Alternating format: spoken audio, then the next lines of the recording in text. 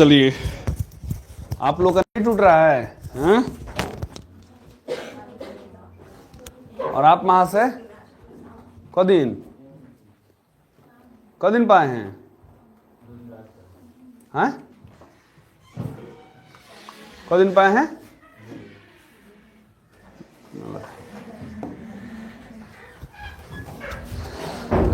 चलो,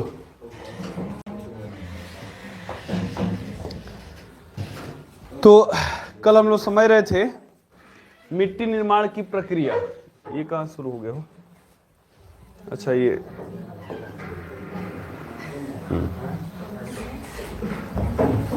मृदा निर्माण की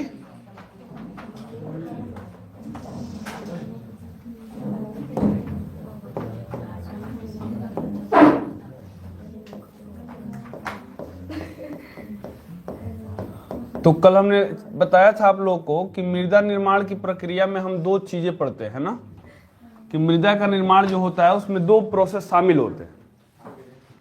याद है कौन कौन? एक है वेदरिंग, अपक्षयन, और दूसरा है मिट्टी का विकास यानी कि पेडोजेनेसिस, है ना।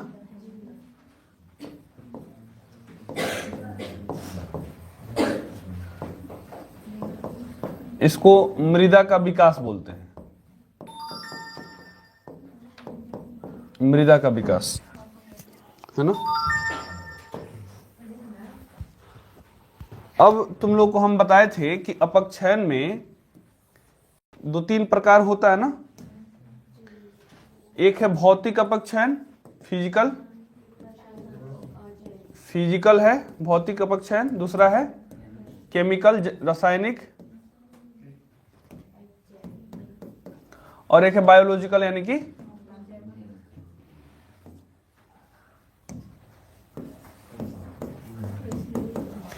कि जैविक। ये तीन चीजें हम आपको कल बताए थे, है ना।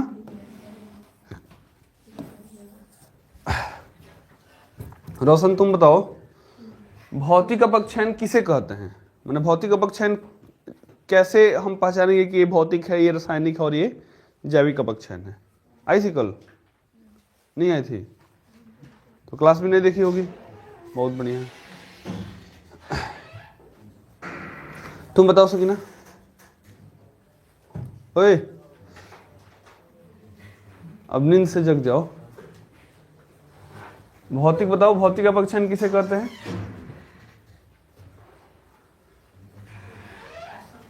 नहीं याद है? आप बताइए।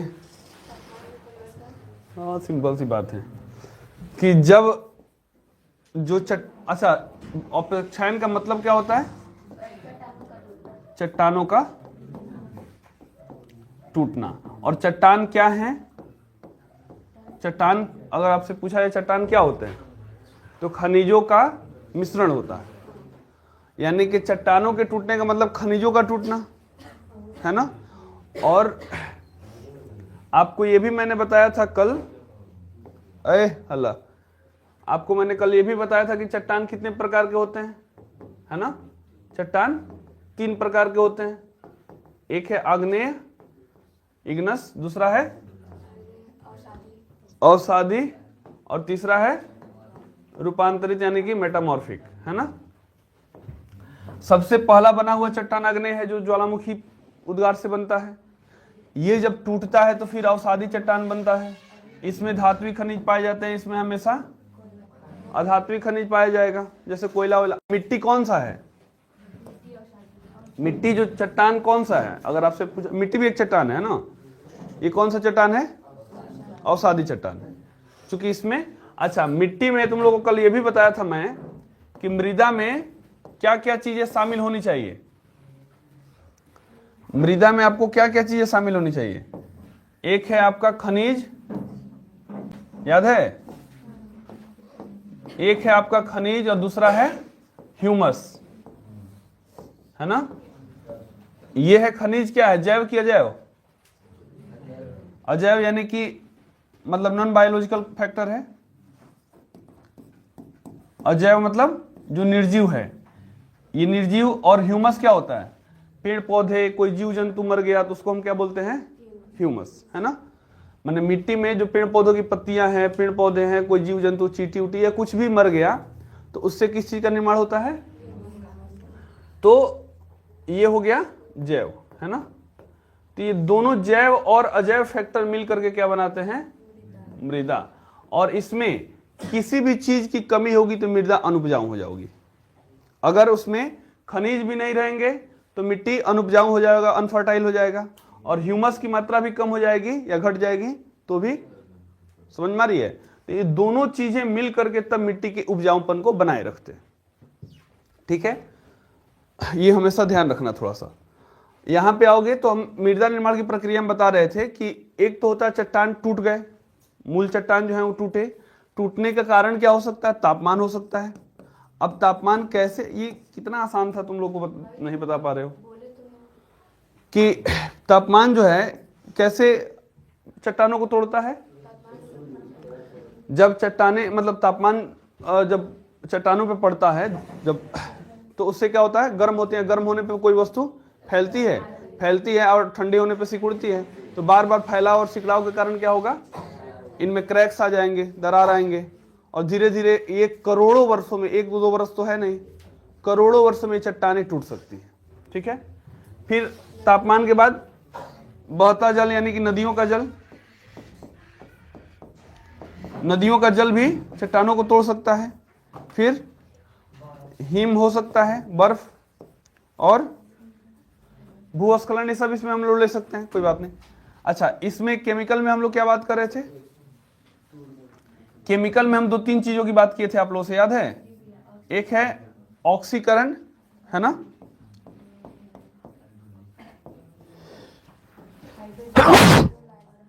हम रुमाल घर पे खोए रहे तो कहां से मिले? ऑक्सीकरण, हाइड्रोजेनेसिस,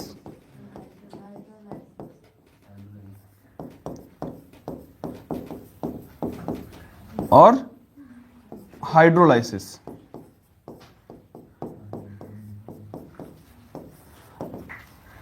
देखो, ऑक्सीकरण का नाम, ऑक्सीकरण तो तुम लोग केमिस्ट्री में पढ़ा होगा, है ना।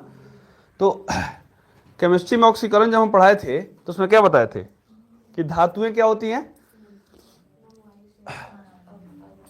या कोई भी ऑक्सीजन से अभिक्रिया करता है तो उसमें जंग, जैसे अगर Fe ऑक्सीजन से अभिक्रिया करे क्या बनाता है? Fe2O3, है ना, जिसके कारण क्या होता है? जंग लगती है। अच्छा, जंग लगती है तो जंग लगने से क्या होगा? चट्टानें कमजोर होंगी। जो धात्विक चट्टानें होंगी वो जंग लगने से क्या होगा? उसमें कमजोर होंगी, है ना। तो अब चट्टानें कमजोर होंगी तो फिर ये जो फैक्टर हैं ये उनको तोड़ सकते हैं। हाइड्रोजेनेसिस कहाँ है? हाइड्रोलाइसिस मैंने जल से जब अभिक्रिया होता है, और हाइड्रोजेनेसिस में भी जल से ही अभिक्रिया होता है, लेकिन इन दोनों में थोड़ा सा अंतर है। अब हाइड्रोलाइसिस है, तो हाइड्रोलाइसिस में क्या होता है कि जल से जब अभिक्रिया होती है किसी धात्विक खनिज का तो भी इसमें भी जंग लगेगा, और जंग लगेगा तो फिर वो कमजोर होगा तो फिर बाकी फैक्टर्स को तोड़ सकते हैं। हाइड्रोजेनेसिस में क्या होता है कि कोई जो घुलने वाला खनिज है जो उसमें घुल सकता है, ठीक है। तो जल में जब कोई धात्विक खनिज घुल गया तो घुल करके वहां से उसका रिसाव नीचे हो सकता है। कोई चीज पानी में जब घुल गया, मिट्टी में है, वो पानी में घुल गया जो घुलने वाला है, तो उसका रिसाव क्या हो जाएगा? नीचे हो जाएगा, वो जमीन क्षय हो जाएगी, खाली हो जाएगी, और फिर उस पर दबाव या किसी प्रकार से वो चट्टानें भी फिर धीरे धीरे टूट सकती हैं। तो ये मैंने बताया था केमिकल में। बस तुम लोग को याद ये रखना है कि मिट्टी के निर्माण की प्रक्रिया में भौतिक कारक भी, रासायनिक कारक भी, और बायोलॉजिकल यानी कि जैविक कारक, ये तीनों माने क्या बोलते हैं, काम करते हैं। चट्टानों के टूटने में तीनों प्रक्रियाएं काम करती हैं।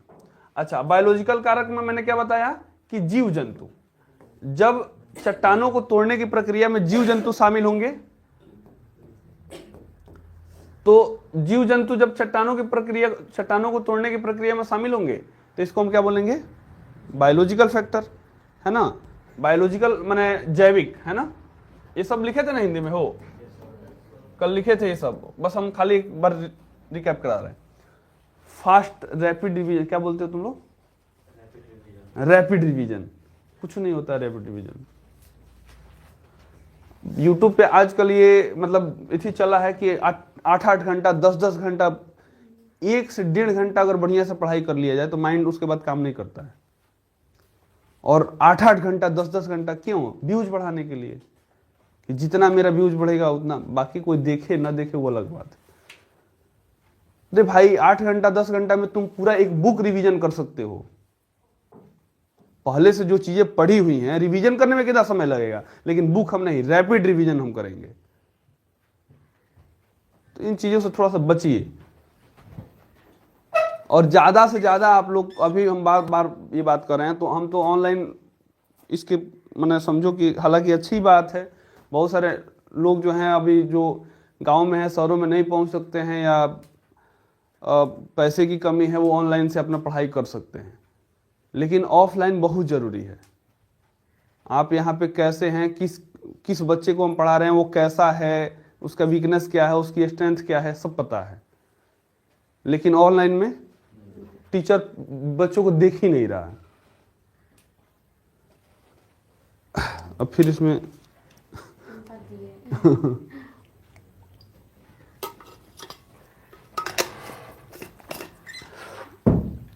चलो, तो ज्यादा से ज्यादा आप लोग बुक पढ़ने पे ध्यान दीजिए। वो रैपिड डिवीजन आप वीडियो देखने का प्रयास मत कीजिए, उससे एक तो आपका कंसंट्रेशन पावर भी खराब होता है। आप लोग समझते हैं जितना मोबाइल यूज करना, मोबाइल का, मैं एक इसी देख रहा था, मोबाइल के जिन्होंने एक कुछ पार्ट्स ऐसे बनाए थे तो उनका एक आर्टिकल था कि जितना जरूरी हो सके आप मोबाइल से दूर रहें। जिसने मोबाइल बनाया हो वो कह रहा है, नहीं चलाते हैं, आपको मूर्ख बनाया जा रहा है। लेकिन हम लोग ये बात समझ नहीं रहे। किताब पढ़ना लोग आज छोड़ चुके हैं, किताब पढ़ना ही लोग छोड़ चुके हैं। तुम अपने आस पड़ोस में ये बताओ कि अपने आस पड़ोस में कितने ऐसे भाई, मतलब चाचा ताऊ मौसा, ये जितने लोग हैं, कितने ऐसे लोगों को देखे हो कि शादी होने के बाद उनके हाथ में एक किताब है, वो किसी भी विषय का एक प्रेमचंद का, किसी भी विषय का एक किताब पढ़ रहे हैं। मैंने साहित्य में एक से एक हमारे यहाँ कवि हुए हैं, साहित्यकार हुए हैं। किसी भी साहित्य का उठा के मैंने उनको मतलब ऐसा किसी ने देखा है अभी अपने आस पड़ोस? बताओ, बहुत, अगर होंगे भी तो बहुत कम लोग होंगे। कितने ऐसे लोग हैं? नहीं है। यहां तो कैसे भी जॉब लगे, कुछ नौकरी पैसा मिलना शुरू हुआ कि आप रील्स में आप बिजी हैं। हम ये नहीं कर रहे। यूट्यूब पर तुम जाओगे तो एक से एक बड़ी पढ़ाई, जो किताब से शुरुआत नहीं करते किसी और चीज से शुरुआत कर लो। जो इसमें फिलॉसफी जानना चाहते हैं, पूरा पढ़ा हुआ है यूट्यूब पे, लेकिन हम फिलॉसफी नहीं, हम शॉर्ट वीडियो देखेंगे। हम प्रेमचंद का साहित्य यूट्यूब पे पूरा साहित्य भी पढ़ा हुआ है, ऑडियो भी, ऑडियो फिक्शन में एक से एक बुक का ऑडियो उसमें लेक्चर पढ़ा हुआ है, उसको भी आप सुन सकते हैं। लेकिन वो नहीं करेंगे, उससे ज्ञान बढ़ेगा। कीजिए, हमारी ये नहीं कि मोबाइल हमारे लिए हानिकारक है, यूज कैसे हो रहा है और यूज करने वाला व्यक्ति कैसा है। अच्छा एक बात बताओ, जो व्यक्ति अगर खराब हो वो कुछ भी काम करेगा तो क्या होगा? एक पागल है, वो रोड बना रहा है, वो कैसा बनाएगा? और एक मैंने बढ़िया व्यक्ति इंजीनियर है, वो रोड बनाएगा तो कैसा बनाएगा? तो एक पागल व्यक्ति वो कुछ भी करे, तो हम जितने सारे हैं यहां पागल हैं। समझ में आ रही है बातें? पागल इन द सेंस चेतना में नहीं है, होश में नहीं है। जो कर रहे हैं सब बेहोश पूर्वक कर रहे हैं। क्यों कर रहे हैं पता नहीं। मैं पढ़ा रहा हूं तो क्यों पढ़ा रहा हूं पता नहीं, तुम पढ़ रहे हो तो पता नहीं क्यों पढ़ रहे हो। बस एक लगे हुए हैं कि पढ़ा रहे हैं, पढ़ रहे हैं।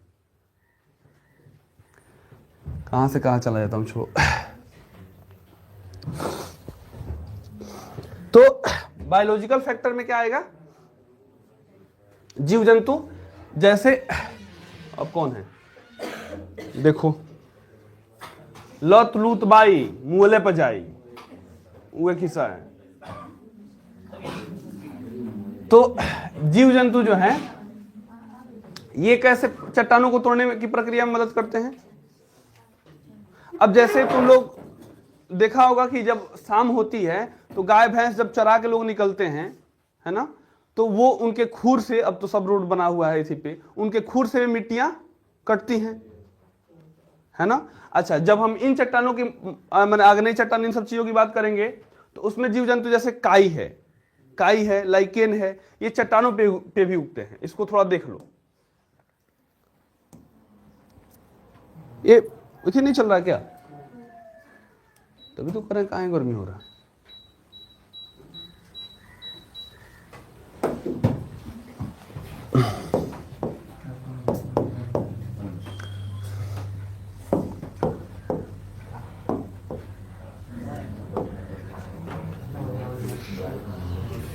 अब ये देखो,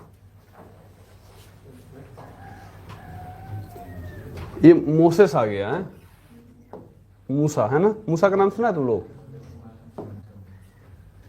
देखो अब ये है कहा, हाँ ये दिख रहा है, ये पत्थरों पे, चट्टानों पे ये चीजें उगी हुई हैं, ये जो ये घास है, ये छोटी छोटी। अब ये करती क्या है इसका, कि इसमें से मिनरल्स लेती है, इसमें से अपना भोजन बनाने के लिए खनिज पदार्थ खींचती हैं। अब खनिज खींचती है तो ये कमजोर होना शुरू हो जाता है, और जैसे कमजोर होगा फिर उसमें दरार पड़नी, और दरार पड़नी शुरू होगी तो इसमें से अब इससे बड़ा पौधा इसमें उगेगा। तो अब बड़ा पौधा थोड़ा सा उगेगा, अब इसके मतलब दरार में थोड़ा सा वो उसका जड़ और ज्यादा तोड़ेगा उसको। धीरे धीरे फिर तापमान, नदियां, वर्षा, ये सब क्या करेंगे, उसको और ज्यादा तोड़ करके उसको और चट्टानों को तोड़ सकती है। तो चट्टानों के टूटने की जो प्रक्रिया हम लोग समझ रहे हैं, अपक्षयन को, ये समझ में आ रहा है ना आप लोगों को? अरे पढ़ाई करने का हर एक तरीका है कि आप उसको केवल बुक से नहीं, कुछ थोड़ा यूट्यूब से, हम या फिर यूट्यूब से देखोगे तो कहोगे क्या देखें, फिर उसमें शॉर्ट वीडियो देखने लोगे। जानकारी होना चाहिए कि हमको क्या देखना है ना। ना तो चले इस पे कि थोड़ा सा एक लेक्चर देखते हैं, पता चला कि लेक्चर को छोड़ के दूसरा कुछ फिल्म उलिम लग गया। तो ये जीव जंतु कैसे उसको मतलब प्रभावित करते हैं, तोड़ने में, समझ में आ रही है। अब आते हैं हम लोग, कल इस पे बात नहीं किए थे, पेडोजेनेसिस, मृदा का विकास। ठीक है, अब मृदा के विकास में दो चीजें शामिल है। मृदा का जो विकास होता है ये एक्चुअल में कैसे होता है इसको समझो। इसमें स्तर होते हैं, तुम लोग जाना अपने घर पे और किसी एक जगह की मिट्टी को खोदना, थोड़ा सा इतना खोदना, उसमें देखना कि अलग अलग लेयर होगा, कोई थोड़ा पीयर होगा, थोड़ा करिया होगा, थोड़ा धूसर कलर का, मैंने समझते हो, मटमैला कलर का होगा, उसमें सब लेयर बने हुए हैं। इसका कारण क्या है? या कभी कहीं नींव, अगर घर बनाने के लिए नींव अगर खुदाई हो रहा होगा, उसमें भी देखना, यहां पे बगल में है, उसमें देखना अलग अलग प्रकार की मिट्टियों का स्तर बना हुआ है। ऐसा क्यों है? तो इसमें देखोगे कि इसमें 4 लेयर एक्चुअल में बांटा गया है। ठीक है, एक है लेयर ए, ये लेयर है ए, स्तर ए, स्तर बी, स्तर सी और स्तर डी, ये 4 लेयर होते हैं। इसको हम लोग मृदा परिच्छेदिका बोलते हैं, सॉइल प्रोफाइल। इसको क्या बोलते हैं हम लोग? Soil profile.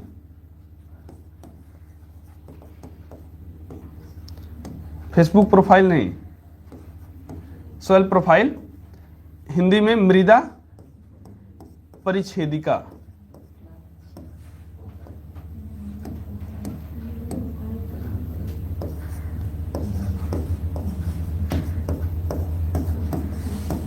मृदा परिच्छेदिका, ये सॉइल प्रोफाइल है। इसमें 4 स्तर ए बी सी डी वैसे होते हैं। इसको अपने क ख ग भी बांट सकते हो, उससे कोई मतलब नहीं है। तो इसमें क्या होता है कि मृदा का विकास में 2 चरणें होती है। एक होता है ह्यूमिफिकेशन, यानी कि क्या बोलते हैं, ह्यूमसीकरण। ह्यूमिफिकेशन को क्या बोल सकते हैं? ह्यूमसीकरण। इसमें क्या होता है कि पेड़ पौधे या जीव जंतु, जैसे अब देखो चींटी है या जितने सारे जीव हैं, वो अपने जो कुछ भी खाना खाएंगे उसके बाद वो अपने वेस्ट मटेरियल क्या निकालेंगे? तुम लोग बायो में पढ़ाए हैं कि कोई जीव जो है वो अपने उत्सर्जन में कौन सा तत्व निकालता है? उत्सर्जन की प्रक्रिया में कौन सा तत्व निकालता है? नाइट्रोजन युक्त, है ना। नाइट्रोजन युक्त जो हमारा वेस्ट होता है, जैसे प्रोटीन के क्रम में प्रोटीन हम लोग जो लेते हैं उसमें ज्यादा टूटता है नाइट्रोजन, टूटता है नाइट्रोजन से ही बना होता है। तो उससे क्या होता है कि वो जीव जब मरता है तो उसके शरीर से कार्बनिक पदार्थ भी उस मिट्टी में मिल गए, चट्टानों में मिल गए, माने चींटी ही हो गया, केचुआ हो गया, ऐसे बहुत सारे जीव जंतु या पेड़ पौधों की पत्तियां हो गई, वो सब किसका निर्माण करती हैं? ठीक है। और दूसरा है खनिजीकरण, यानी कि मिनरलाइजेशन।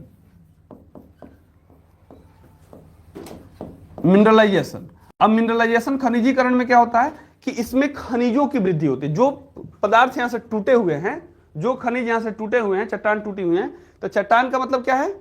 खनिजों का मिश्रण। चट्टान का मतलब क्या है? खनिज। तो ये खनिज यहां से चट्टानों से टूट करके धीरे धीरे अब मृदा का जब विकास करेंगे तो उसमें दो चीजें हैं कि एक खनिज का विकास होगा और दूसरा ह्यूमस का विकास होगा। अभी हम तुम लोग को बताए थे इस पर, या मिटा दिए, मृदा में किस किस चीज, क्या क्या चीज होता है? मृदा बराबर क्या लिख सकते हो? खनिज प्लस मिनरल प्लस ह्यूमस।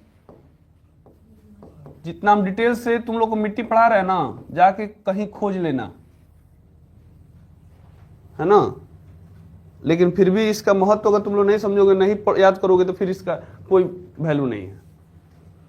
तो ह्यूमस भी होना चाहिए और पेडोजेनेसिस की प्रक्रिया, मृदा के विकास में यही दोनों चरण चलते हैं कि धीरे धीरे मिट्टी में खनिज बढ़ता है और ह्यूमस की भी वृद्धि होती है। जितना बढ़ेगा उतना उपजाऊ होगा। इसमें से अगर किसी खनिज में किसी चीज की कमी हो गई, जैसे जलोढ़ मिट्टी, तो जलोढ़ मिट्टी हम आगे पढ़ाएंगे, तो इसमें नाइट्रोजन का कमी होता है, फास्फोरस, चूना पत्थर, इन सबकी अधिकता होती है। तो अब जिस चीज की कमी है, अब नाइट्रोजन की कमी होती है, तो अपने यहां देखते हो क्या लोग छींटते हैं खेतों में? यूरिया। यूरिया क्या होता है? नाइट्रोजन होता है। हर चीज पढ़ाई से रिलेटेड है। अगर आप एक किसान भी बनते हैं तो अगर एक पढ़ा लिखा किसान किसी और प्रकार से खेती करेगा, एक अनपढ़ गंवार किसान किसी और प्रकार से खेती करेगा, उसका उत्पादकता कम हो जाएगा। एक पढ़ा लिखा किसान, आज तुम लोग देख रहे हो कि आईआईटी करके बच्चे क्या कर रहे हैं? एग्रीकल्चर कर रहे हैं।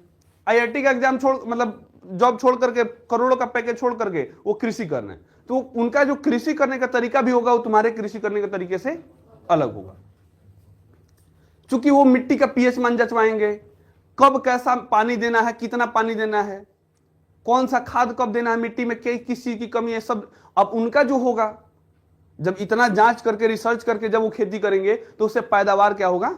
ज्यादा होगा। और अपने यहाँ की कुछ भी नहीं है कि नॉर्मल किसानों को अब किसान मित्र बने हुए हैं ब्लॉक्स में। मैंने देखा, जब मैंने एक ब्लॉक में, वो किसान मित्र सैलरी ले रहा है, कभी किसानों के पास आता ही नहीं है। सरकार क्या करे भाई? तुम ही बेईमान हो। अब जिसको किसान मित्र बना रहा है वही बेईमान है, तो किसानों के पास हो जाएगा, वो कहेगा भाई बैठा हुआ सैलरी आ रहा है। क्या कर ले सरकार? क्या कर ले इसमें? सिस्टम क्या कर ले जब लोग ही बेईमान है? लोग मैंने कुत्ता बना, भालू हाथी से तो बना नहीं है सिस्टम,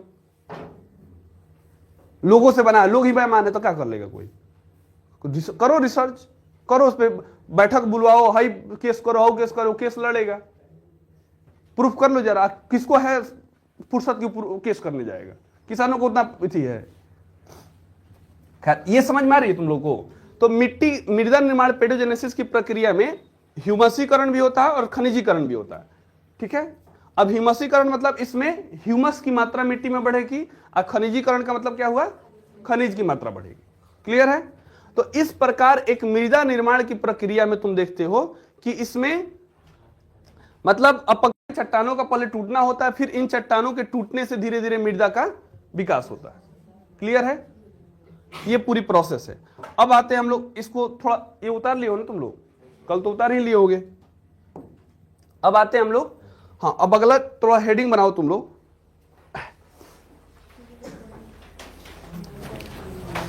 मृदा परिच्छेदिका।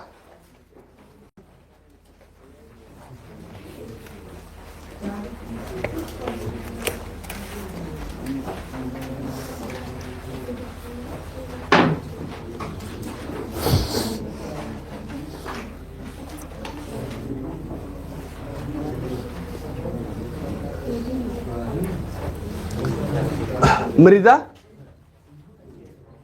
परिच्छेदिका। लिखो सॉइल प्रोफाइल। क्या नहीं चल रहा ये वाला? खत्म। लिखो हाँ, मृदा परिच्छेदिका। लिखो मृदा परिच्छेदिका सॉइल प्रोफाइल। इंग्लिश भी तुम लोग हिंदी वाले लिख लेना थोड़ा सा। हाँ, मृदा परिच्छेदिका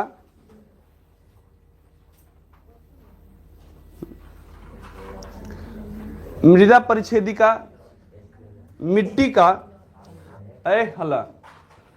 अच्छा, ये हॉरिजेंटल है कि वर्टिकल है? वर्टिकल है, लेकिन ये लेयर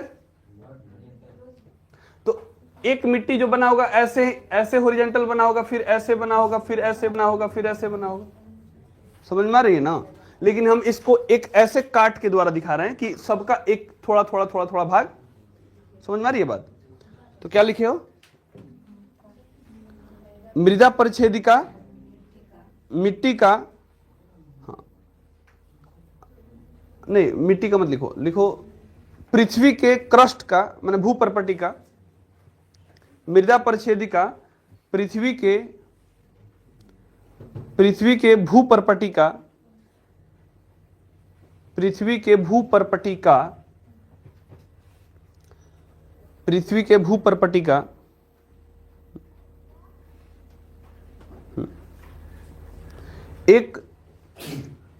एक वर्टिकल को उदग्र बोलते हैं ना? हाँ, एक उदग्र वर्टिकल, जिसको नहीं समझ में आ रहा है लिख लेगा। एक उदग्र चित्रण होता है मृदा परिच्छेदिका या सॉइल प्रोफाइल पृथ्वी के भूपर्पटी का एक उदग्र, हाँ चित्रण होता है या रिप्रेजेंटेशन, प्रदर्शन होता है जिसमें अलग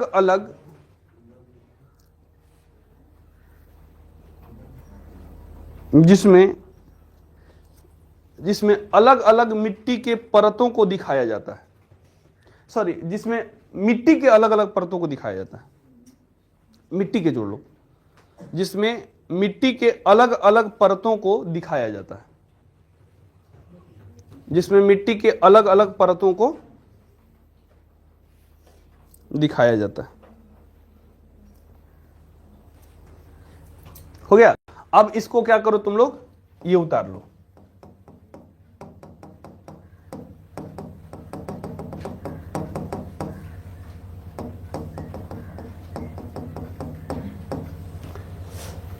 ये जो है ना, इसको उतार लो। मिट्टी के अलग अलग परतों को दिखाया, इसको उतार लो, ABCD ऐसे करके। अब इसमें भी जाओगे तो थोड़ा, अगर अभी हम उतना डीप में नहीं जा रहे हैं, बहुत हो गया इतना। ये जो स्तर है A00 बोलते हैं, ये जो स्तर है इसको A0 बोलते हैं, ये जो स्तर है इसको A1 बोलते हैं, और ये जो स्तर है इसको A2 बोलते हैं। ऐसे करके 3-4 भागों में आप सबकी अलग अलग विशेषताएं हैं, है ना? यहां लिख लेना मूल चट्टान,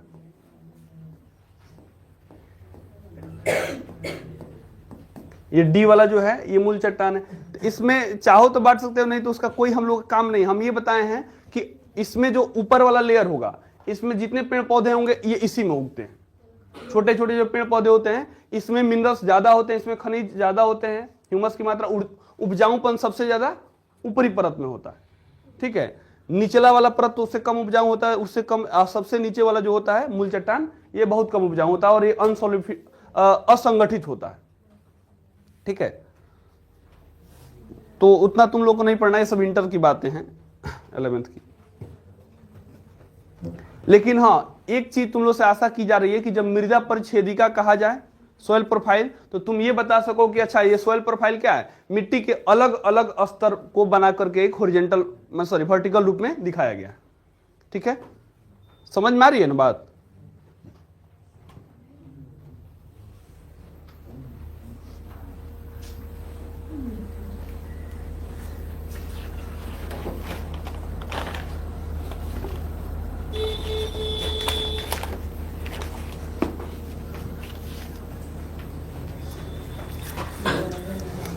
हो गया? ए बी सी डी ऐसे करके उतार लो, नीचे लिख लेना मृदा प्रच्छेदिका। अब देखो गदाई को हम माने वर्टिकल बनाए हैं तो ये हॉरिजॉन्टल बना रही है सब। अरे तो हम ही हॉरिजॉन्टल नहीं बना रहे थे ऐसे, ये ऐसे ही है, अलग अलग स्तर की मिट्टी को ऐसे दिखाया गया है। जब नीचे जाते हो, जब मिट्टी या नींव कहीं खोदते हो तो उसमें अलग अलग परत मिलेगा तुमको, तो एक हम लोग ऐसे वर्टिकल नीचे की तरफ देखें। समझ में आ रही है बात?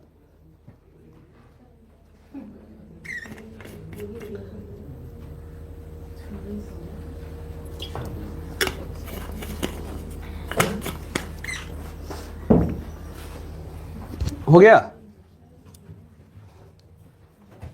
अब चलो अगला हेडिंग बनाओ तुम लोग, इसको हटाएं। अरे ए बी सी डी लिख लेना है। अगला अब हेडिंग तुम लोग बनाओ, मृदा के या मिट्टी के कंपोजिशन को क्या बोलेंगे? संघटक या घटक, है ना? मृदा के घटक, कंपोजिशन ऑफ सॉइल। अब मिट्टी हमारा किन किन चीजों से बना होता है? ये आपका मृदा का घटक का मतलब क्या होगा? घटक मतलब किससे बना हुआ है, किससे बना हुआ है।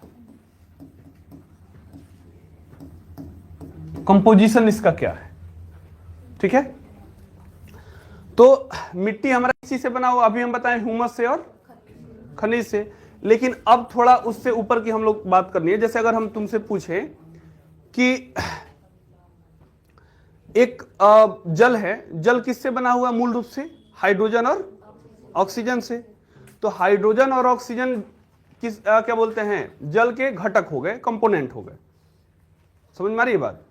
ऐसे से पूछा जाए कि आप बताइए जो तेजाब है वो किससे बना हुआ है, तो आप कहेंगे H2SO4 से, है ना? सल्फर है, ऑक्सीजन है और हाइड्रोजन है, ये इसके घटक हो गए, है ना? कंपोनेंट्स हो गए। तो मिट्टी जो है थोड़ा देखा जाए खनिजों से और किससे? ह्यूमस से मिलकर बना होता है। लेकिन सब खनिज तो एक ही जैसे नहीं है, तो उनके कणों को, मिट्टी के जो कण हैं इनके आधार पर इसमें 4 घटक होते हैं। इसमें के जो मिट्टी के पार्टिकल्स होते हैं वो कितने भाग में बांटते हैं इसको हम लोग? 4। एक होता है, तुम लोग ग्रेवल सुना है? हिंदी में इसको बोलते हैं अरे वो क्या बोलते हैं इसको, छोटे छोटे बजरी टाइप नहीं होते हैं जिसको हम लोग घर में यूज करते हैं बनाने के लिए, बजरी है ना, बोलते हैं छरी, या ये क्या बोलते हैं, ये जो छरी बनता है इसी का रोड बनता है, तो उसको हम लोग क्या बोलते हैं? ग्रेवल्स बोलते हैं। इसको सबको दिखा रहे हैं, चिंता मत करो। इसको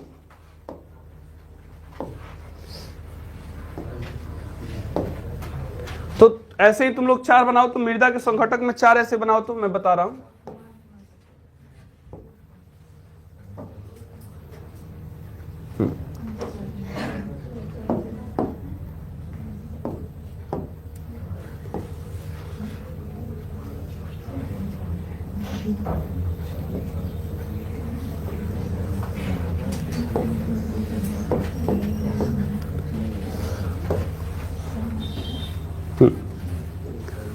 अब यहां पे ये बना हुआ है,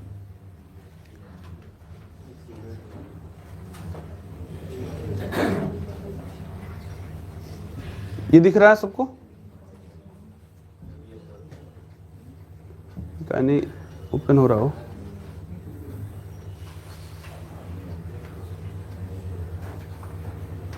ये क्या है आपका? ग्रेवल। ठीक है, क्या लिखे हो पहला?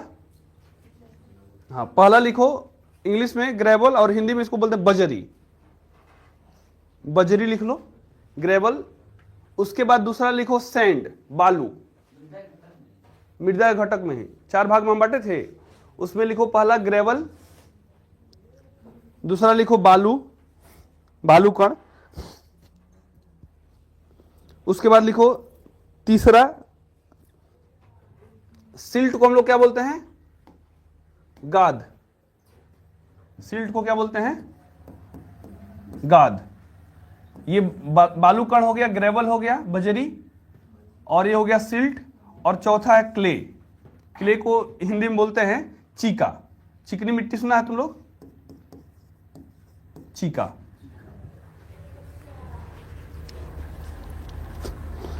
चीका भी लिख सकते हो, चिकनी मिट्टी भी लिख सकते हो, कोई दिक्कत नहीं है।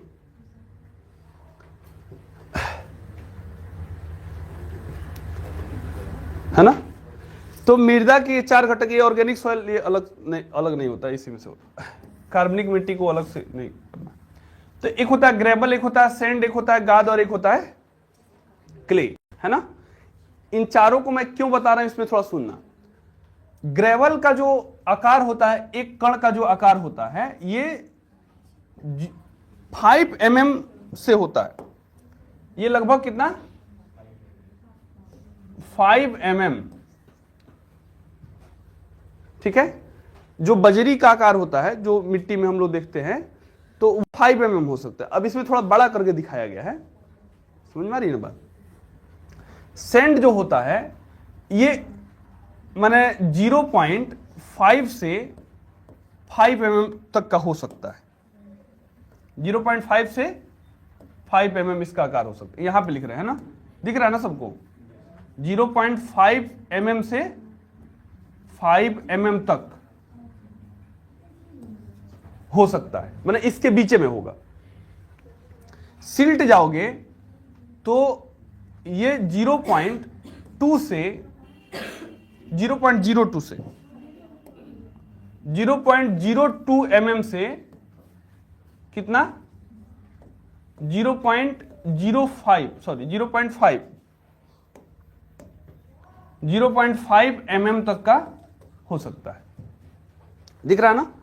माने इससे छोटा ये, इससे छोटा ये, और सबसे छोटा ये। माने इसके कण एकदम छोटे होते हैं, इसका कण जो होता है 0.005 इससे mm से शुरू होता है। यानी कि चीका मिट्टी सबसे छोटा कण है। इससे बड़ा सिल्ट, इससे बड़ा सैंड, इससे बड़ा। अब जिस मिट्टी में, अब ये तो हो गया कंपोनेंट्स। कंपोनेंट्स का मतलब क्या है कि मृदा के कणों का आकार कैसा है। मृदा के कणों का आकार ग्रेवल्स है, या सैंड है, या सिल्ट है, और क्ले है। मतलब ये बजरी के टाइप का है कि बलुई टाइप का है। बालू जैसे तुम लोग देखे हो, सोनसेंट का बालू जो आता है, ठीक है, तो उसके आकार के में मिट्टी, अरे जानते हैं, हम समझ रहे हैं। तो ये उसके आकार का भी हो सकता है। अच्छा, सिल्ट जो है, गाद जो होता है, वो क्या होता है? इसकी आकृति मैंने कह सकते हो कि बलुई मिट्टी से भी और छोटा उसका कण होता है। सीमेंट मान सकते हो। सीमेंट तो वो तो एकदम पतला हो गया, उसको तो छूते हो तो एकदम भूरभूरा होता है, वो बहुत पतला होता है। और जितना ज्यादा पतला मिट्टी होगा, जितना छोटा छोटा कण होगा, उतना ही ज्यादा फर्टाइल होगा, उतना ही ज्यादा उपजाऊ होगा। ये बात समझ में आ रही है? तो जब हम लोग खेतों को जोतते हैं, तो खेतों को जोतने में हम लोग क्या करते हैं बताओ? उसको हम लोग क्या करते हैं? उसके मिट्टी के कणों को क्या करते हैं? छोटा करते हैं। अच्छा, कभी तुम लोग, पता नहीं इसमें से कितने लोग, हम तो रोपे हैं, लहसुन वसुन घर पे कुछ रोपा है, तो उसमें क्या करते हैं कि मिट्टी को जो खोदते हैं, उसको पहले पूरा मतलब थूर करके, इसी से, लकड़ी से या कुछ से, उसको एकदम बारीक बारीक करते हैं। तो उसको करने का मतलब क्या है कि मिट्टी के कण जितने छोटा होंगे, उपजाऊपन उतना ही ज्यादा होगा। कौन है? देखो,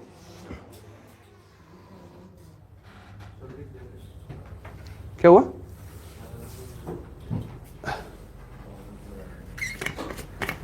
देखो तो कौन है?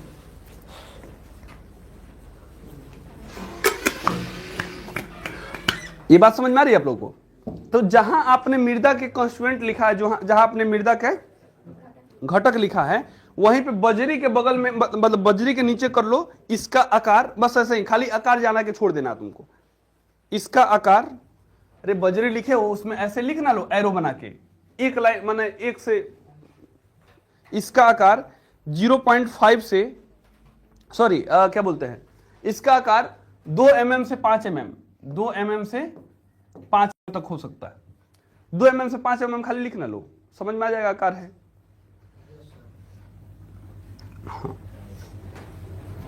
उसके बाद दूसरा लिखो सैंड, 0.5 से 0.5 से 2 mm तक का हो सकता है, इसका आप लोअर लिमिट ले लो। 0.5 से 2 mm का हो सकता है।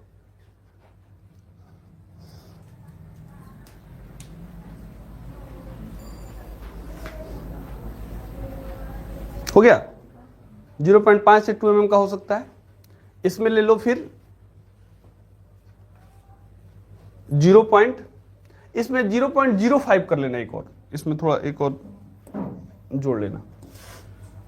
क्या है ये सैंड जो है ना, इसको 0.05 कर लेना, 0.05 mm से 2 mm। अब इसमें जब आओगे जो 0.02 से 0.05, चीका मिट्टी कर लो 0.005 से भी कम।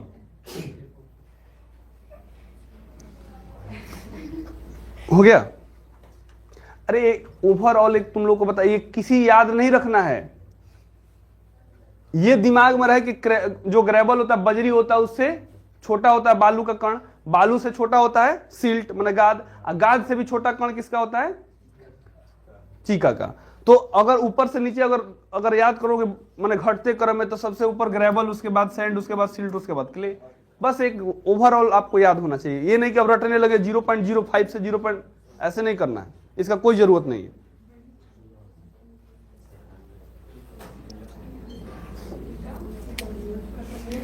हो गया, चलो। हाँ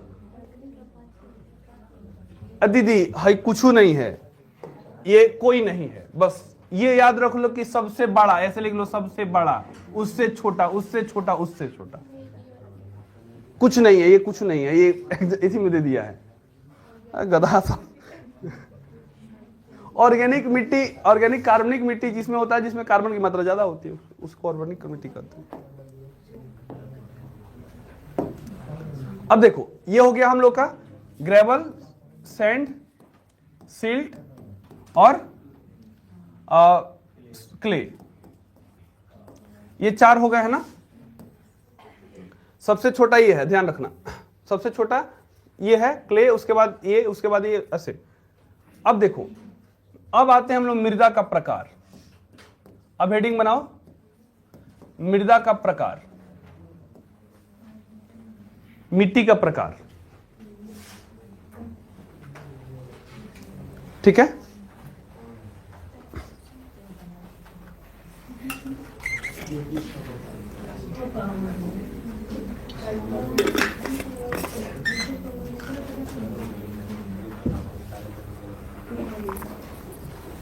हो गया। अब देखो, चुप रहो। मृदा के प्रकार को हम लोग 2 भागों में, 2 आधारों पर बांटते हैं। सबसे पहले क्या हुआ,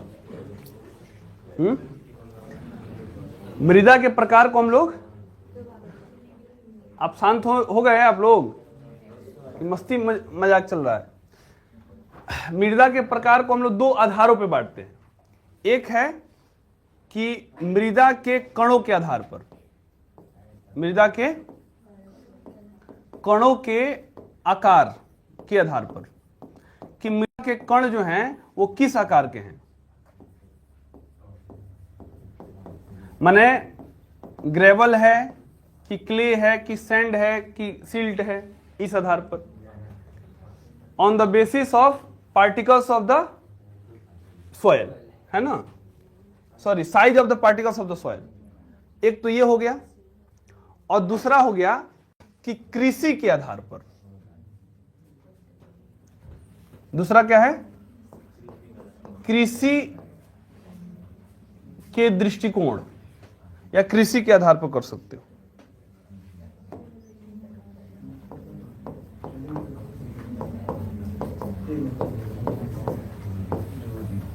क्या कर रहे हो तुम लोग? उनको देखिए एकदम कंधे पे हाथ रख के, पैर ऊपर होगा आपका, हाँ पैर आपका हवा में होगा, हाथ ऐसे किसी एक कंधे पे रखा हुआ है, दूसरा किसी एक कंधे पे रखा हुआ है, पैर ऊपर है, ऐसा लग रहा है कि उड़ रहे हैं, हाँ? पारा चलो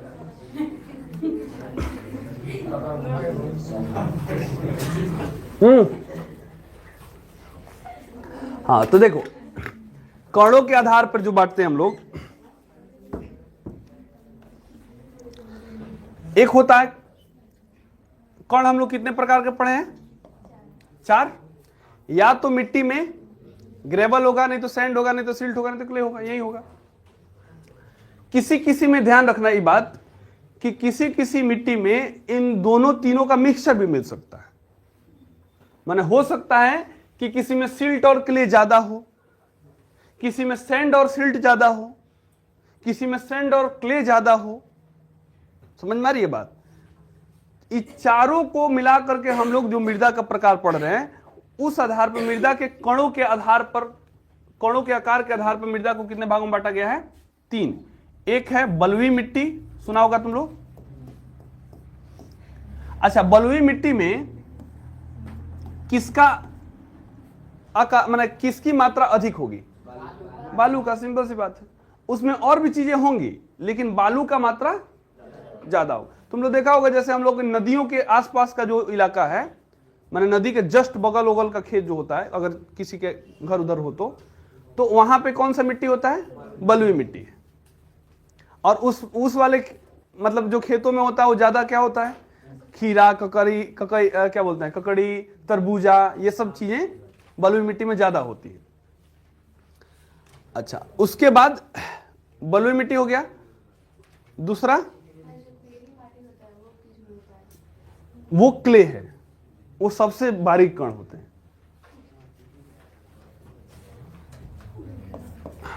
दूसरा है बलुई मिट्टी के बाद चिकनी मिट्टी।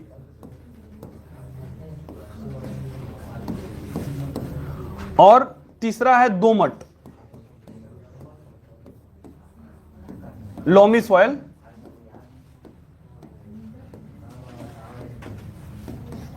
इसको जरा उतारो तो। बलुई मिट्टी, चिकनी मिट्टी, और चिकनी मिट्टी में क्या होगा? चीका की मात्रा, जो क्ले है उसकी मात्रा अधिक होगी। दोमट अपने यहां पियरी मिट्टी बोलते हैं इसको, loamy soil.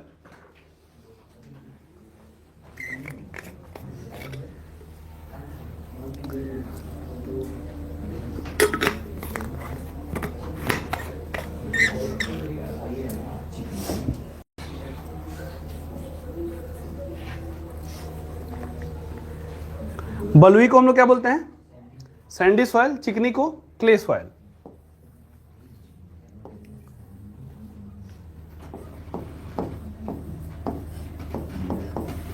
Sandy soil, clay soil, और इसको लोमी सॉइल। अब कृषि के आधार पर इसको कितने हिसाब से बांटा गया है, इसको थोड़ा देख लेते हैं।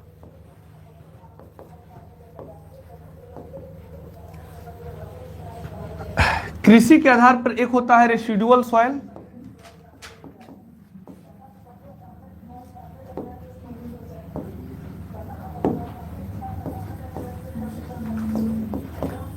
हिंदी में इसको बोलते हैं अवशिष्ट मृदा। अवशिष्ट मृदा। अब देखो इसी में से तुम लोग का क्वेश्चन पूछता है मृदा के प्रकार। ये टॉपिक अच्छा से पढ़ना। एक होता है अवशिष्ट मृदा और दूसरा होता है ट्रांसपोर्टेड, यानी कि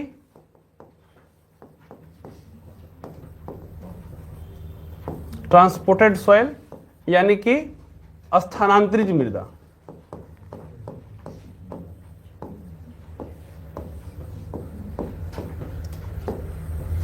तुम्हारे बुक में ये सब कोई डिवीजन नहीं किया गया है, उसको डायरेक्ट भारत में 6 प्रकार की मिट्टी होती है, वो 6 प्रकार का मिट्टी लिख दिया गया है। हम लोग उसको अलग अलग पार्ट में बांट करके पढ़ रहे हैं। अब इसमें 3 प्रकार है, 1 2 3, और इसमें भी 3 प्रकार है। तो टोटल मिट्टी कितनी हो गई भारत में? 6।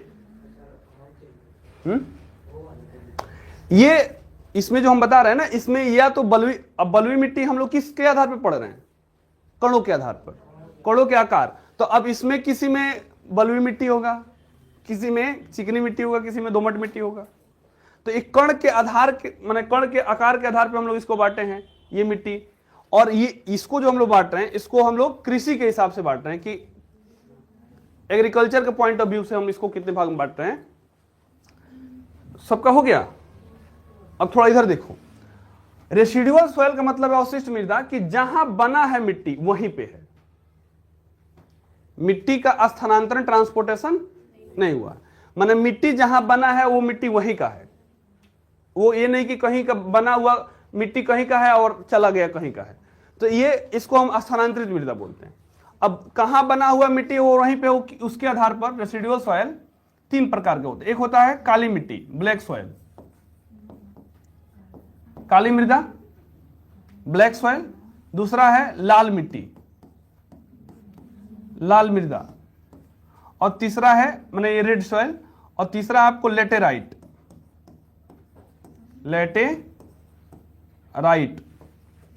लेटेराइट मृदा, ये लेटेराइट सॉइल।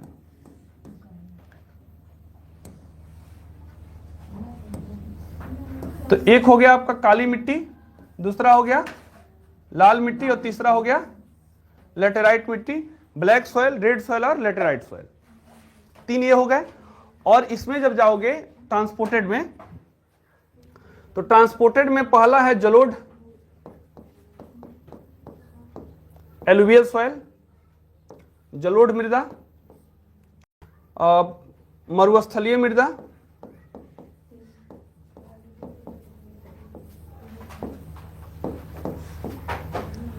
और तीसरा है मरुस्थलीय के बाद पर्वतीय मृदा।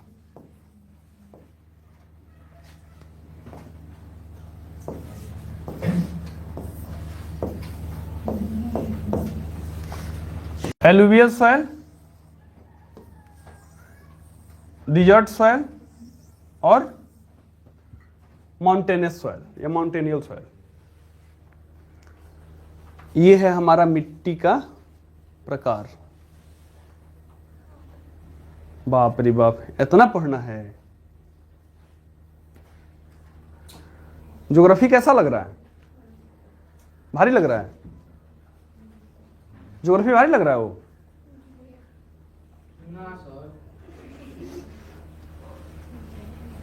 सब कोई नहीं बोल रहा है? नहीं। इसका मतलब क्या बोलते हो? क्या, किसका? उसका अवशिष्ट। अच्छा, रेसिडुअल अवशिष्ट मतलब जहां है वहीं पे, स्थानांतरित मतलब कहीं और चला गया है।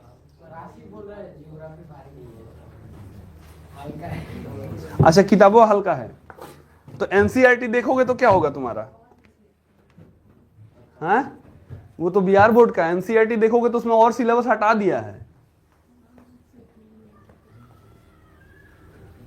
लेकिन फिर भी सीबीएसई का एग्जाम दिन प्रतिदिन और टफ होता जा रहा है। अब मिट्टी पे तुम लोग कहीं किसी से कुछ भी बात कर सकते हो, इतना तुम लोग के पास है। कुछ समझ में आ रहा दीदी?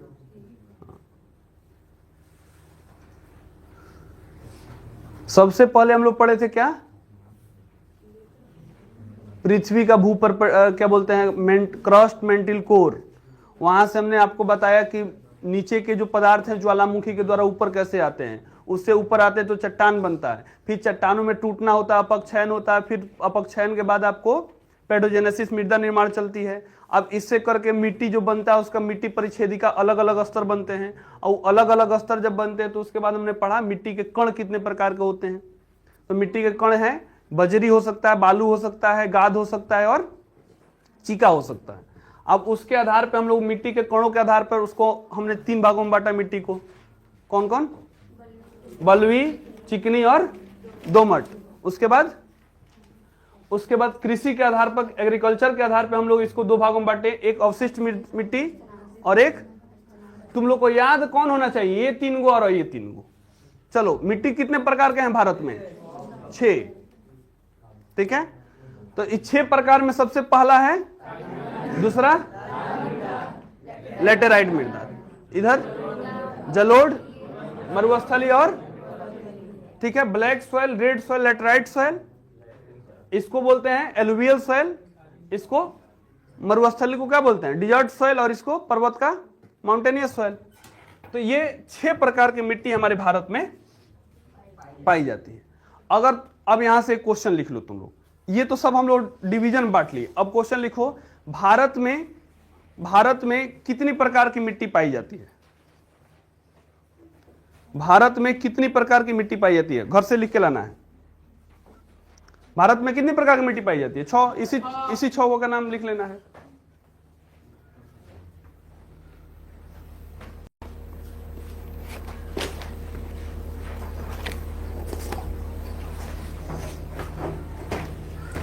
अरे भाई, इसलिए चल रहा है कि क्या हो रहा है?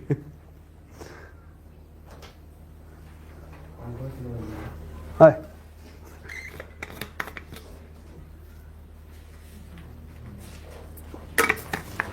सुबह सुबह इतना गर्मी है।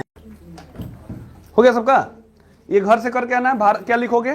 भारत में मुख्यतः 6 प्रकार की मिट्टी पाई जाती है, जिनका क्रम ये है ना। अब इसमें से एक बात बताइए, अब थोड़ा मुझे 9th की कुछ चीजें जरूरत है।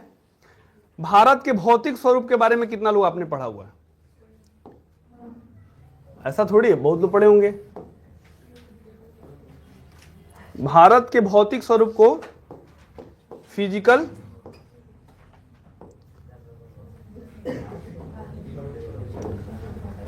फीचर ऑफ इंडिया, ठीक है।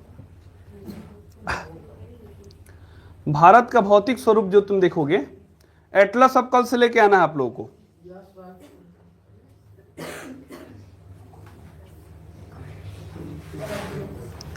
एटलस हम जो खरीदवाए थे आप लोगों को 9th में, अब उसका जरूरत आ गया है। एटलस और वो क्या बोलते हैं, हाइलाइटर। अब इधर देखो, भारत का ये भौतिक स्वरूप है। भारत का भौतिक स्वरूप मतलब हमारा जो भारत है ये नेचुरल रूप में ये कैसा है, ठीक है। तो भारत के भौतिक स्वरूप में हम कितने भागों में बांटते हैं? लगभग 5-6 भागों में कह सकते हो, 6 भागों में बांटते हैं। सबसे पहला है, देखो ये नॉर्थ का, उत्तर का पर्वतीय क्षेत्र, ये जो पूरा दिख रहा है ये पूरा पर्वत है, हिमालय पर्वत है। अच्छा, अगर पर्वत है तो इसमें कौन सी मिट्टी पाई जाएगी? पर्वत है तो इसमें क्या बोलते हैं, मरुस्थलीय मिट्टी पाई जाती होगी, आगे पर्वतीय। तो सिंपल सी बात है, अगर तुम इसमें से किसी को भी स्टेट का नाम दे दे कि क्या बोलते हैं, पर्वतीय मिट्टी इसमें से किन राज्यों में पाई जाती है, याद करने की भी जरूरत नहीं है। पर्वतीय मिट्टी किस राज्य में पाई जाएगी? या तो जम्मू कश्मीर होगा, या उत्तराखंड होगा, हिमाचल प्रदेश होगा, ये सब तो याद कराए थे ना। आखिर सब खत्म, सब याद कराए थे, जम्मू कश्मीर, लद्दाख, याद है? अरे कराए थे ना भाई। तो फिर तो इधर का जो एरिया है ये क्या है? पर्वतीय। और पर्वतीय क्षेत्रों में कौन सी मिट्टी पाई जाती होगी? पर्वतीय मिट्टी, ठीक है। अच्छा, इसके पर्वत जो है, अब तुम लोग ये जानते हो कि पर्वतों पे स्नो बनते हैं, माने बर्फ बनते हैं, और उसी बर्फ जब पिघलता है तो धीरे धीरे नदियां बनती हैं, है ना। अब नदियां बनती है तो नदियां अपने साथ हर वर्ष बाढ़ लाती हैं, और बाढ़ लाती है तो इधर का मिट्टी पूरा जो पहाड़ों को, चट्टानों को काट करके ला करके वो मैदानी भागों में बिछा देती हैं। अब देखो बाढ़ क्या है, तुम लोग समझते हो। तो बाढ़ जब आता है तो वो, अगर मान लो ये पर्वत है, तो अब इस पे पानी है तो इस पे पानी टिकने का कोई गुंजाइश, तो इस तेजी से पानी जाता है। लेकिन जब वो मैदानी क्षेत्रों में पड़ता है, जब वो मैदानी इलाकों में पड़ता है तो उसका पानी का बहाव क्या हो जाता है, धीरा हो जाता है। अब पानी का बहाव धीरा होता है तो क्या होता है, मिट्टी जहां माने उसमें का जो मिट्टी होगा वहीं पे बैठ जाएगा। एक पानी है, बाल्टी में पानी डालो, उसमें खूब थोड़ा धूल उल घोर लो, उसको नचा दो ऐसे, छोड़ दो। कुछ देर के बाद जब पानी शांत होगा तो देखोगे जो उसमें का मिट्टी है वो नीचे बैठ गया है। तो जब मिट्टी का पानी का बहाव जब कम होता है तो उसमें का बचा हुआ, उसमें का अंदर का मिट्टी क्या होता है, नीचे बैठ जाता है। तो इसीलिए जो पर्वतीय क्षेत्रों से नदियां आती हैं, ठीक है, वो मैदानी भागों में आते आते धीरे बहने लगती है, चूंकि ढाल क्या है, कम है। यहां पे ढाल क्या है, ज्यादा है, और यहां पे ढाल कम है उसकी तुलना में। तो ढाल कम है तो यहां पे बाढ़ के द्वारा क्या होगा, उसमें बाढ़ जब आएगा तो उसमें का मिट्टी क्या होगा, बैठ जाएगा नीचे। अब बैठ जाएगा तो ये जो मिट्टी है इसको हम बोलते हैं जलोढ़ मिट्टी। तो नदियों के द्वारा जो लाया जाता है वो कौन सी मिट्टी है, याद रहेगा, जलोढ़ मिट्टी का निर्माण किसके द्वारा होता है, नदियों के बाढ़ के द्वारा जलोढ़ मिट्टी का निर्माण होता है। ठीक है, अब जहां कहीं नदी होगा वहां पे क्या पाया जाएगा, सिंपल सी बात है। तो आपने भारत की नदियों के बारे में पढ़ा होगा, गंगा यमुना, है ना, ये पूरा का पूरा जो एरिया है, ये गंगा यमुना से इधर से ब्रह्मपुत्र, ठीक है, गंगा यमुना ब्रह्मपुत्र इधर हो गया। अब देखोगे इधर गोदावरी, कृष्णा, कावेरी, है ना, ये पूरा इधर नर्मदा, तापी। तो ये वाला जो तटीय इलाके हैं, ये वाले जो तटीय इलाके हैं, इधर जलोढ़ मिट्टी पाया जाएगा, इधर जलोढ़ मिट्टी पाया जाएगा। और ये पूरा बेल्ट किसका है, याद करने की जरूरत ही नहीं अगर समझ है तो। जलोढ़ मिट्टी कहां पाई जाएगी, जहां नदियां होंगी। नदियां कहां है, तो गंगा जमुना इधर है, ब्रह्मपुत्र इधर से निकलता है। अब ये सब 9th में पढ़ाए हैं हम आपको, नहीं पढ़ाए तो इसको एक बार, मैंने जो लोग नए हैं एक बार और रिवीजन करा देंगे। इधर देखोगे तो गोदावरी, कृष्णा, कावेरी, ये सब छोटी छोटी नदियां हैं दक्षिण भारत में। तो इनके ये इधर से काटती हैं और इधर ला करके डिपोजिट कर देती हैं।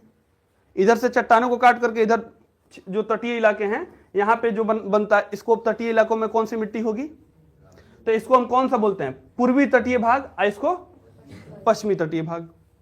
लेकिन पूर्वी तटीय भाग थोड़ा सा ज्यादा चौड़ा है और पश्चिमी तटीय भाग थोड़ा पतला है। तो इसमें जलोढ़ मिट्टी मिलने की संभावना कम होती है, लेकिन इधर ज्यादा। ये पूरा का पूरा जो कलकत्ता बांग्लादेश वाला इलाका है। अब जैसी मिट्टी होगी, अगर मिट्टी समझ में नहीं आया तो एग्रीकल्चर समझ में नहीं आएगा। मिट्टी जैसी होगी खेती भी वैसा ही होगा। समझ में आ रही है कुछ? तो चलिए हम क्या बता रहे थे, ये वाला भारत के भौतिक स्वरूप को कितने भागों में बांटा गया है, 6।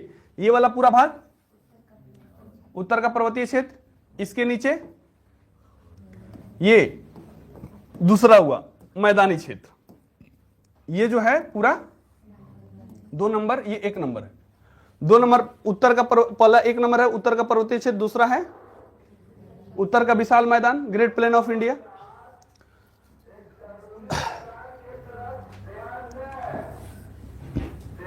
उसके बाद कौन बोल गया हो,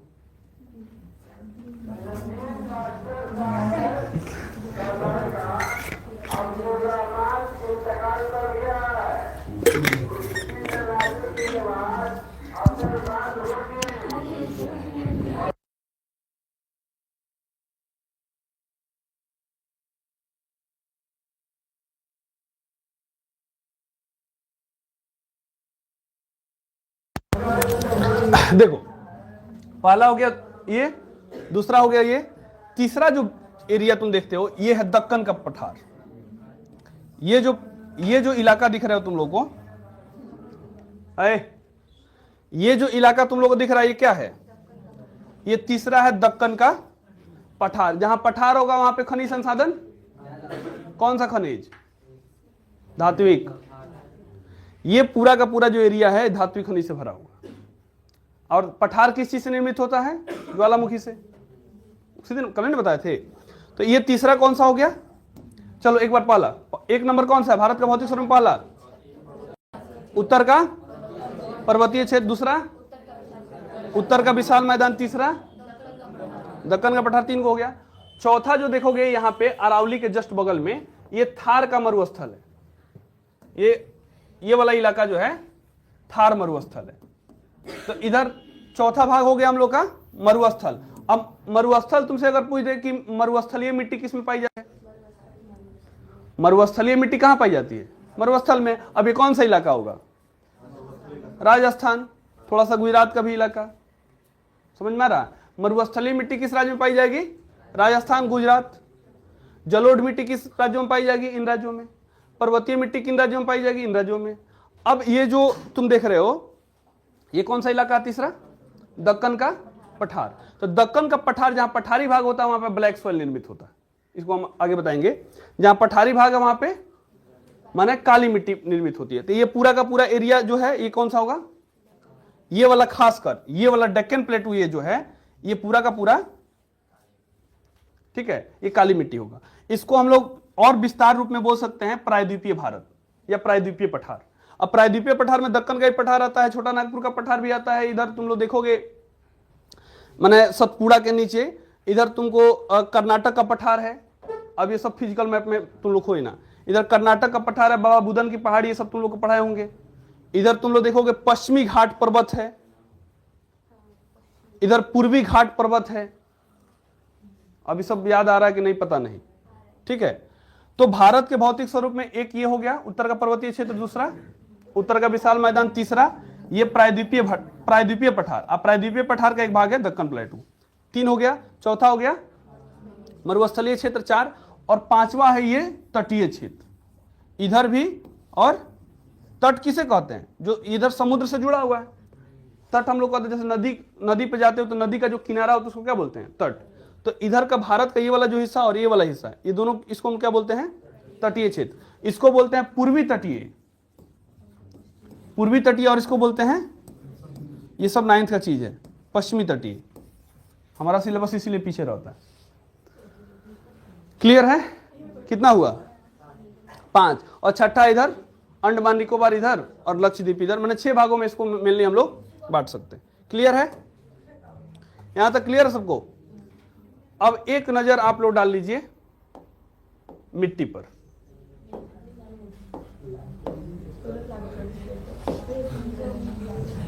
छोड़ दिया जाए? हैं? Yes sir.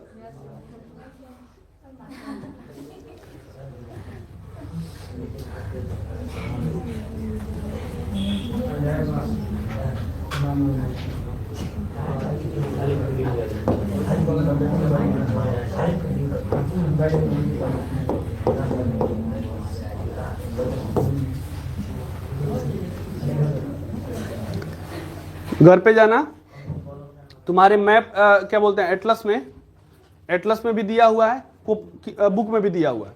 तुम लोग को घर पे एक काम दे रहे हैं, लिखो तो भारत का मानचित्र बनाकर हाँ भाई,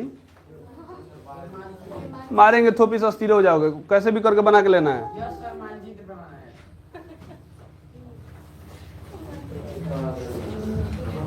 ये काहे नहीं ओपन हो रहा वो?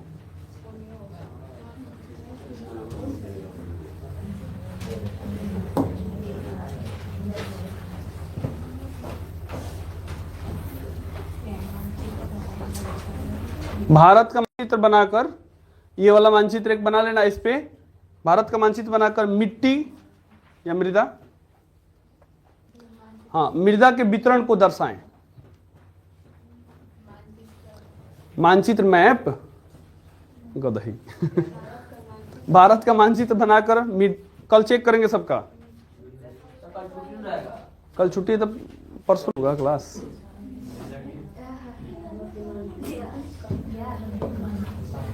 हो गया? मृदा के वितरण को दर्शाएं, डिस्ट्रीब्यूशन ऑफ सॉइल। अब मृदा के वितरण का मतलब क्या कि कौन सा मिट्टी कहां है, ठीक है। तो मानचित्र बना करके इसमें तो तुम लोग ये दर्शा ही सकते हो कि जो पर्वतीय मिट्टी होगा कहां होगा, इधर होगा, फॉरेस्ट एंड माउंटेनियस सॉइल, ठीक है। ये दोनों एक ही कलर कहां चल रहा हो? अच्छा, इधर देखो, ये जो है, नहीं मानोगे सब, ये पूरा इलाका कौन सा है? ये भारत का पर्वतीय क्षेत्र है, उत्तर का पर्वतीय क्षेत्र। सब कॉपी इसी करने रहे। अरे गधा, इधर देखो सब, ये पूरा उत्तर का पर्वतीय क्षेत्र है, तो यहाँ पे कौन सा मिट्टी होगा? पर्वतीय मिट्टी। यहाँ पे देखो लिखा डिजर्ट एंड एरिड सॉइल माने शुष्क मृदा, ये पूरा दूसरा कौन है? मरुस्थलीय मिट्टी है। ये जो दिख रहा है तुम लोग को गुजरात में भी एक पट्टी के रूप में, और इधर पंजाब से लेकर ये पूरा कलकत्ता तक ये पूरा, ये कौन सी मिट्टी है? जलोढ़। कहीं लिखा है एलुवियल सॉइल? देखो तो, नहीं लिखा है? अच्छा हाँ यहाँ पे है, नहीं ये वाला एलुवियल सॉइल। ये पूरा का पूरा जो इलाका है ये कैसा है? हालांकि इसमें थोड़ा ये इधर ज्यादा बढ़ा दिया है, ये पूरा जलोढ़ मिट्टी है। अच्छा इसके बाद उसके बाद है तुमको ब्लैक सॉइल, ये वाला इलाका जो दिख रहा है ब्लैक सॉइल। रेड सॉइल माने लाल लाल मिट्टी ये है, और लेटेराइट मिट्टी इसमें कहीं कहीं इधर बटी हुई। ठीक है, इसमें एक चीज तुम लोगों को और गड़बड़ कर दिया है। अच्छा हाँ यहाँ पे बनाया है, हमको लगा नहीं बनाया। ये जो इलाका है ये वाला, इधर भी जलोढ़ मिट्टी ही है। ठीक है, लिखा है डेल्टिक। बिहार में ये क्या है? गजब हाल है, मैंने पूरा गंगा का ही मैदान है हमारा बिहार का। उत्तर बिहार दक्षिण बिहार दोनों गंगा का मैदान है। गंगा का मैदान है मतलब पूरा, समझ में आ रही है बात? यहाँ पे आप इसी के तट में बसे हुए हैं। नारायणी जो है ये बगहा से जो होकर निकलती है गंडक, तो गंडक के आप एकदम बैंक पे किनारे में बसे हुए हैं। आप हिमालय के जस्ट तराई वाले क्षेत्र में बसे हुए हैं। हिमालय आपके जस्ट यहां से थोड़ी से बढ़ो आगे नेपाल से शुरू हो जाता है। समझ में आ रही है कुछ? तो ये वाला जो देख रहा है थोड़ा सा तराई मैंने मिट्टी बनाया हुआ, तो इसको कोई ये पूरा एलुवियल सॉइल नहीं देखेंगे। तो अब चलो पहला इधर पर्वतीय क्षेत्र में पर्वतीय मिट्टी, दूसरा ये वाला जो एरिया है ये सब जलोढ़ मिट्टी, इधर मरुस्थलीय मिट्टी। इधर देखो ये पूरा का एरिया काली मिट्टी, और ये जो दिख रहा है सब लाल मिट्टी है ना। और इसमें कहीं कहीं पैकेट्स के रूप में लेटेराइट सॉइल बचा हुआ। 6 हो गया, जलोढ़, मरुस्थलीय, पर्वतीय, 3 गो। आज तीनों को किस में हम रखते हैं? ट्रांसपोर्टेड, स्थानांतरित मृदा है ना। जलोढ़ मिट्टी, मरुस्थलीय मिट्टी और पर्वतीय मिट्टी, इन तीनों को हम ट्रांसपोर्टेड में रखते हैं। ये 3 को इधर हो गया, ब्लैक, रेड और लेटेराइट, ये तीनों इधर हैं, जहां बने हैं वहीं पे हैं। समझ में आ रही है बात? तो इनको हम क्या रखते हैं, मैंने इनको हम ट्रांसपोर्ट क्या बोलते हैं, रेसिडुअल में, मैंने अवशिष्ट मृदा में रखते हैं। तो 3 को इधर 3 को इधर, 6 प्रकार की मिट्टी हो गई भारत में। समझ में कुछ आ रहा है? चलिए अब रहने देते हैं, कल इसके आगे का बात